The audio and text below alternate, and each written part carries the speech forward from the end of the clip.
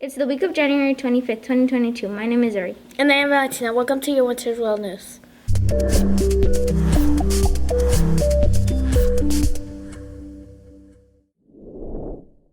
Two weeks ago, an underwater volcano erupted in the South Pacific Ocean near Tonga. The damage in Tonga isn't fully known yet, but the massive explosion raised concerns of tsunamis all throughout the Pacific and as far away as the west coast of the United States. Tonga is an island nation in the South Pacific Ocean, home to about 105,000 people. The volcano is located off the coast of Tonga, about 40 miles away from the capital, Nuku'alofa. Scientists weren't sure exactly what to expect since normally tsunamis are caused by earthquakes. In this case, the tsunamis were caused by the volcanic eruption. It took a while to get reports from Tonga since the event knocked out internet service in the area. Like most island nations, Tonga gets its internet throughout a cable that runs deep under the sea. Experts say it is not yet clear whether the cable was broken during the event or simply lost power. Last week, Buddy, a 2-year-old American Pit Bull tire mix, was found after he got his head stuck in a cement block with the Phoenix. In Phoenix, according to the Arizona Humane Society, a Good Samaritan noticed that a dog had its head stuck in a wall near 3rd Avenue and Broadway Road. When Humane Society technicians got to the scene, they slowly cancelled with the wall around Buddy's head to free him. He was taken to AHS Humane Society Hospital to treat minor wounds and swelling on his head and neck. Initially, the Humane Society thought Buddy was a stray, but after a few days, they locate his family in Glendale. Buddy is now recovered from the event and is back home with his family. Last year, the Humane Society says it responded to over 10,000 rescues and investigations, saving more than 5,800 injured and abused pets. Now let's go over to Mr. Bourne for a weekly update.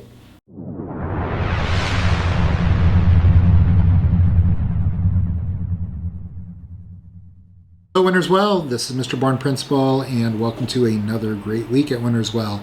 So this is part 2 of a little series I started last week. So the playgrounds are really at the tail end of completion. So we have the turf being laid down and finalized. So playgrounds will be open very, very soon.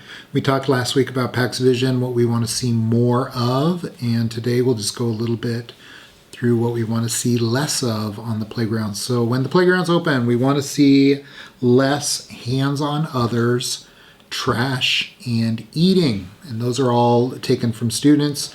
So yeah, let's leave the snacks and the cafeteria food in the cafeteria. Let's keep the playgrounds clean.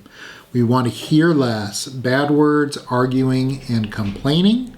Want to do less hands on others and climbing up the slide wrong. And then we want to feel less sad, excluded, and upset. So we put that together with the things that we do want to see more of, and we're going to have a great vision for a peaceful, fun playground that everybody can enjoy. Looking forward to seeing all of you on the playground very, very soon. Have a great week. Thank you, Mr. Bourne. Now let's go with the Miss Williams with the counseling plan.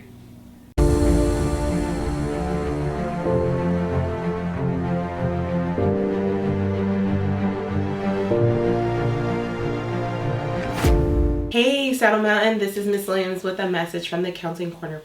So this month we are focusing on patience. So I want to give you a little example of patience. So the other day I was in one of my schools and I seen two students that were arguing. So I asked them what was going on. And the one student said that the other child was not allowing them to play at recess on their favorite thing, the swings, I think it was.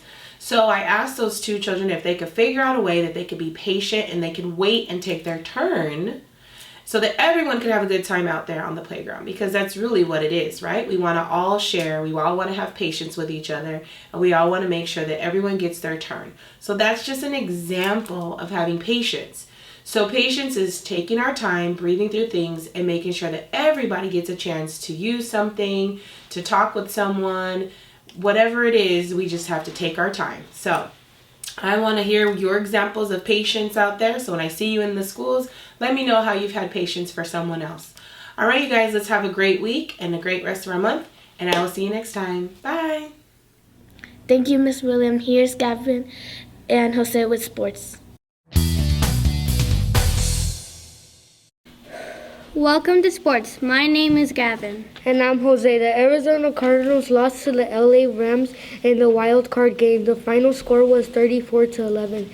They will have a few months to regroup and try to figure out what to do going forward. The Arizona Coyotes have had a little success recently, and they can no longer say that they are the worst team in the league. They have taken 3 points from their last 3 games. The Suns are on a 4-game winning streak as of the filming of this episode. Their most recent win came against the San Antonio Spurs by a score of 121-107. Devin Booker scored 48 points in the victory. They will play the Utah Jazz on the road this week and then return home to finish out the month of January with 2 home games. That is all for today. See you next time on Sports News. Thanks, guys. Here's Nathan with entertainment. Welcome back to Entertainment News. I am Nathan. The Buckeye Air Fair returns this year after taking last year off due to COVID-19.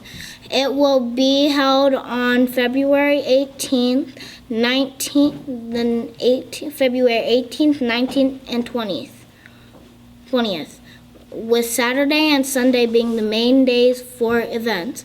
If you have never been to the Buckeye Air Fair, it is a 2-day showcase of all sorts of things. They have helicopters you can sit on and rides to check out the amazing vendors to order food from, and airplanes going all sorts of tricks in the air. The hours each day are 9 p.m. to 3 p.m. Standard tickets for this event are free. There are wristbands available to purchase for kids, zone rides, and activities. Those can be purchased in person or online. We hope you can get a chance to check us out on this event. See you next time on Entertainment News. Thanks, Nathan. Here's Melanie and Abby with Joke of the Week. Hello and welcome to Joke of the Week. My name is Abby. And I am Melanie. Okay, Melanie, what is your joke? Which type of bear is the most condescending? I don't know which type of bear is the most condescending. A panda. Great joke, Melanie. If you have a joke and you would like to tell it on the news, please go to smusd.me/beonthenews and we would love to have you on. See you next time on Joke of the Week. Thanks, girls. Let's go over to Nathan and Cora with Fun Fact Trivia.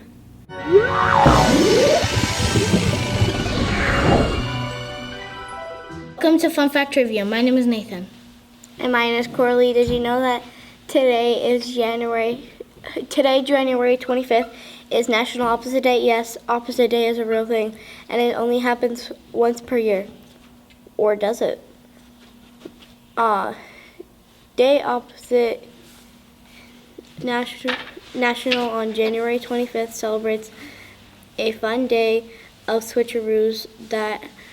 What better way than it to not celebrate, we don't really mean that, or do we? Good morning, or is it good night? Hello, or is it goodbye? I'm cold, or am I hot? The aim of this day is to have fun all day long, saying exactly the opposite of what you really mean. This day has kids rejoicing everywhere. It is also a great day for adults to play along and break about of winter, of the winter blues. Maybe we should have dinner for breakfast and breakfast for dinner. Your question today is, which president is believed to be responsible for the original opposite day? A. Abraham Lincoln. B. Calvin Coolidge. C. Richard Nixon. You have 10 seconds to make your decision.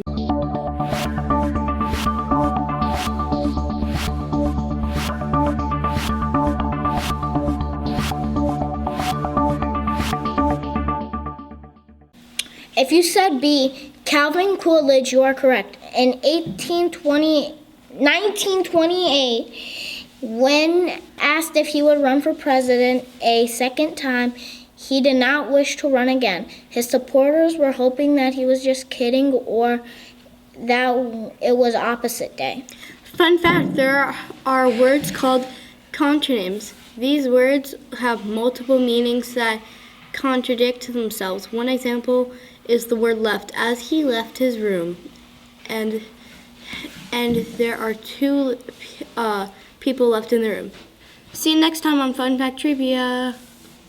Thanks, guys. Now let's go back to Cora with history.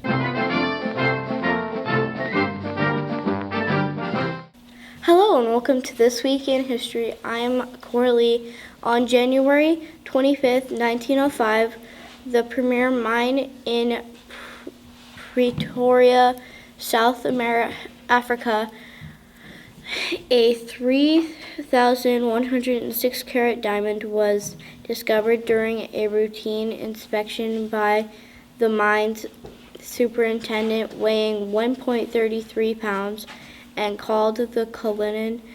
It is the largest diamond ever found. Frederick Wells was 18 feet below the Earth's surface when he spotted a flash or starlight embedded in the wall just above him. His discovery was presented the same afternoon to Sir Thomas Cullinan, who owned the mine. Cullinan then sold the diamond to the local government, which presented the stone to Britain's King Edward VII as a birthday gift. Worried the diamond might be stolen in a transit from Africa to London, Edward arranged to send a phony diamond aboard a steamer ship loaded with detectives as a diversionary tactic. While the decoy slowly made its way to Africa, from Africa on the ship, the Cullinan was sent to England in a plain box. It was later cut into 3 large stones and hundreds of small stones. See you next week on This Week in History. Thanks, Cora. Let's go back to Cora with Word of the Week.